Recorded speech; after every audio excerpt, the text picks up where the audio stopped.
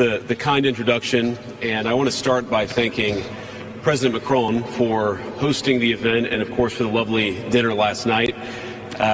During the dinner, President Macron looked at me and asked if I would like to speak, and I said, Mr. President, I'm here for the good company and free wine, but I have to earn my keep today. And I, of course, want to thank Prime Minister Modi for being here and for co-hosting the summit, for all of you for participating. And I'm not here this morning to talk about AI safety, which was the title of the conference a couple of years ago. I'm here to talk about AI opportunity. When conferences like this convene to discuss a cutting-edge technology, oftentimes I think our response is to be too self-conscious, too risk-averse. But never have I encountered a breakthrough in tech that so clearly calls us to do precisely the opposite. Now, our administration, the Trump administration, believes that AI will have countless revolutionary applications in economic innovation, job creation, national security, healthcare, free expression, and beyond. And to restrict its development now will not only unfairly benefit incumbents in the space, it would mean paralyzing one of the most promising technologies we have seen in generations. Now, with that in mind, I'd like to make 4 main points today. Number 1, this administration will ensure that American AI technology continues to be the gold standard worldwide, and we are the partner of choice for others, foreign countries, and certainly businesses as they expand their own use of AI. Number 2, we believe that excessive regulation of the AI sector could kill a transformative industry just as it's taking off, and will make every effort to encourage pro-growth AI policies. And I like to see that deregulatory flavor making its way into a lot of the conversations this conference. Number 3, we feel very strongly that AI must remain free from ideological bias, and that American AI will not be co-opted into a tool for authoritarian censorship. And finally, number 4, the Trump administration will maintain a pro-worker growth path for AI, so it can be a potent tool for job creation in the United States. And I appreciate Prime Minister Modi's point. AI, I really believe, will facilitate and make people more productive. It is not going to replace human beings. It will never replace human beings. And I think too many of the leaders in the AI industry, when they talk about this fear of replacing workers, I think they really miss the point. AI, we believe, is going to make us more productive, more prosperous, and more free. The United States of America is the leader in AI, and our administration plans to keep it that way. The U.S. possesses all components across the full AI stack, including advanced semiconductor design, frontier algorithms, and, of course, transformational applications. Now, the computing power this stack requires is integral to advancing AI technology. And to safeguard America's advantage, the Trump administration will ensure that the most powerful AI systems are built in the U.S. with American-designed and manufactured chips. Now, just because we're the leader doesn't mean we want to or need to go it alone, of course. And let me be emphatic about this point. America wants to partner with all of you. And we want to embark on the AI revolution before us with a spirit of openness and collaboration. But to create that kind of trust, we need international regulatory regimes that fosters the creation of AI technology rather than strangles it. And we need our European friends in particular to look to this new frontier with optimism rather than trepidation. Now, the development of cutting-edge AI in the U.S. is no accident. By preserving an open regulatory environment, we've encouraged American innovators to experiment and to make unparalleled R&D investments. Of the $700 billion, give or take, that's estimated to be spent on AI in 2028, over half of it will likely be invested in the United States of America. Now, this administration will not be the one to snuff out the startups and the grad students producing some of the most groundbreaking applications of artificial intelligence. Instead, our laws will keep big tech, little tech, and all other developers on a level playing field. Now, with the President's recent executive order on AI, we're developing an AI action plan that avoids an overly precautionary regulatory regime while ensuring that all Americans benefit from the technology and its transformative potential. Now, we invite your countries to work with us and to follow that model if it makes sense for your nations. However, the Trump administration is troubled by reports that some foreign governments are considering tightening the screws on U.S. tech companies with international footprints. Now, America cannot and will not accept that, and we think it's a terrible mistake, not just for the United States of America, but for your own countries. Now, U.S. innovators of all sizes already know what it's like to deal with onerous international rules. Many of our most productive tech companies are forced to deal with the EU's Digital Services Act and the massive regulations it created about taking down content and policing so-called misinformation. And of course, we want to ensure the internet is a safe place, but it is one thing to prevent a predator from preying on a child on the internet, and it is something quite different to prevent a grown man or woman from accessing an opinion that the government thinks is misinformation. Meanwhile, for smaller firms, navigating the GDPR means paying endless legal compliance costs or otherwise risking massive fines. Now, for some, the easiest way to avoid the dilemma has been to simply block EU users in the first place. Is this really the future that we want? Ladies and gentlemen, I think the answer for all of us should be no. Now, there's no issue where we worry about more than regulation when it comes to energy. And again, I appreciated the comments of so many at the conference because they recognize that we stand now at the frontier of an AI industry that is hungry for reliable power and high-quality semiconductors. Yet too many of our friends are deindustrializing on the one hand and chasing reliable power out of their nations and off their grids with the other. The AI future is not going to be won by hand-wringing about safety. It will be won by building, from reliable power plants to the manufacturing facilities that can produce the chips of the future. Now, at a personal level, what excites me most about AI is that it is grounded in the real and the physical economy. The success of the sector isn't just a matter of smart people sitting in front of a computer screen and coding. It depends on those who work with their hands.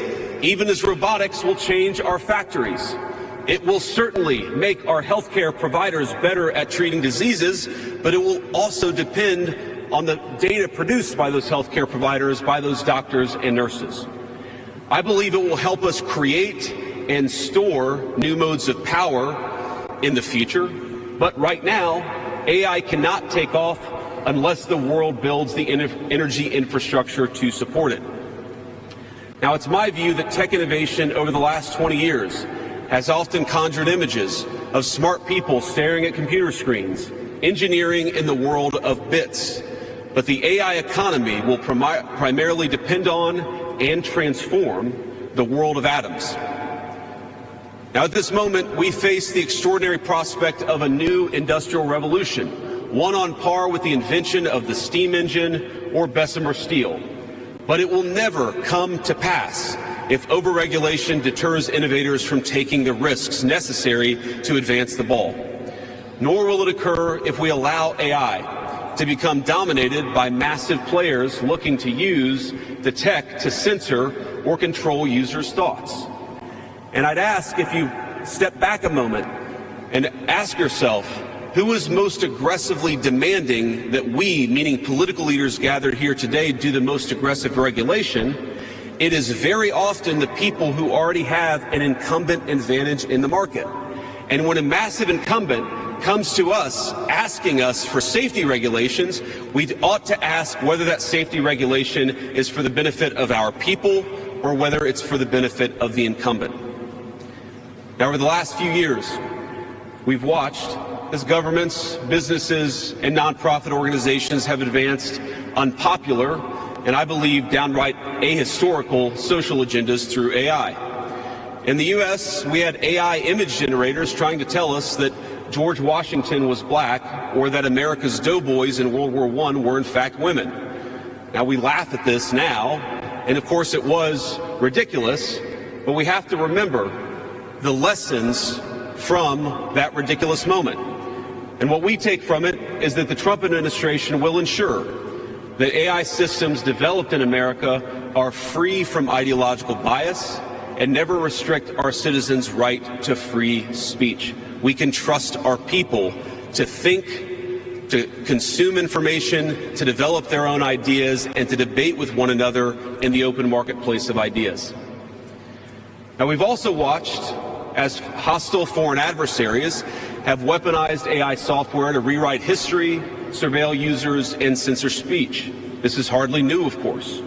As they do with other tech, some authoritarian regimes have stolen and used AI to strengthen their military, intelligence, and surveillance capabilities, capture foreign data, and create propaganda to undermine other nations' national security.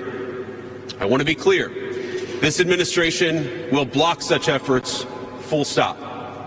We will safeguard American AI and chip technologies from theft and misuse, work with our allies and partners to strengthen and extend these protections, and close pathways to adversaries attaining AI capabilities that threaten all of our people. And I would also remind our international friends here today that partnering with such regimes, it never pays off in the long term. From CCTV to 5G equipment, we're all familiar with cheap tech in the marketplace that's been heavily subsidized and exported by authoritarian regimes. But as I know, and I think some of us in this room have learned from experience, partnering with them means chaining your nation to an authoritarian master that seeks to infiltrate, dig in, and seize your information infrastructure. Should a deal seem too good to be true, just remember the old adage that we learned in Silicon Valley: if you aren't paying for the product, you are the product. Finally, this administration wants to be very clear about one last point. We will always center American workers in our AI policy. We refuse to view AI as a purely disruptive technology that will inevitably automate away our labor force. We believe, and we will fight for policies that ensure that AI is going to make our workers more productive, and we expect that they will reap the rewards with higher wages, better benefits, and safer and more prosperous communities. From law to medicine, manufacturing, the most immediate applications of AI almost all involve supplementing, not replacing, the work being done by Americans. Now, combined with this administration's worker-first approach to immigration, we believe that a U.S. labor force prepared to use AI to its fullest extent will instead attract the attention of businesses that have offshored some of these roles. To accomplish this, the administration will make sure that America has the best trained workforce in the world. Our schools will teach students how to manage, how to supervise, and how to interact with AI-enabled tools as they become more and more a part of our everyday lives. And as AI creates new jobs and industries, our government, businesses, and labor organizations have an obligation to work together to empower the workers, not just of the United States, but all over the country, all over the world.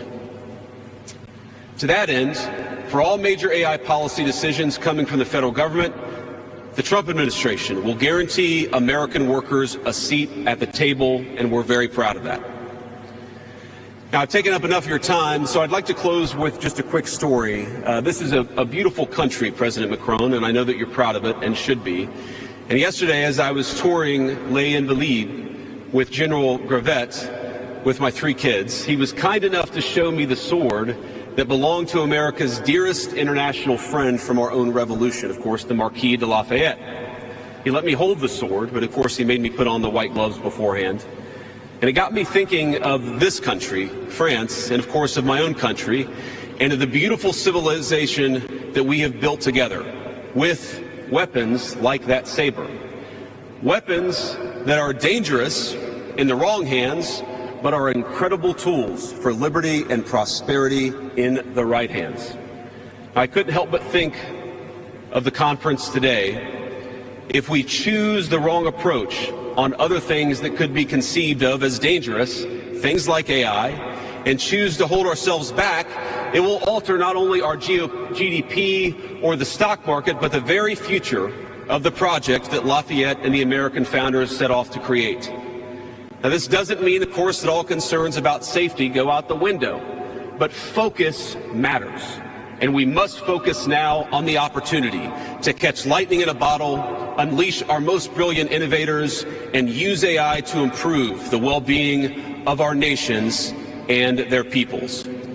With great confidence, I can say it is an opportunity that the Trump administration will not squander. And we hope everyone convened here today feels exactly the same. Thank you, and God bless you all. Thank you.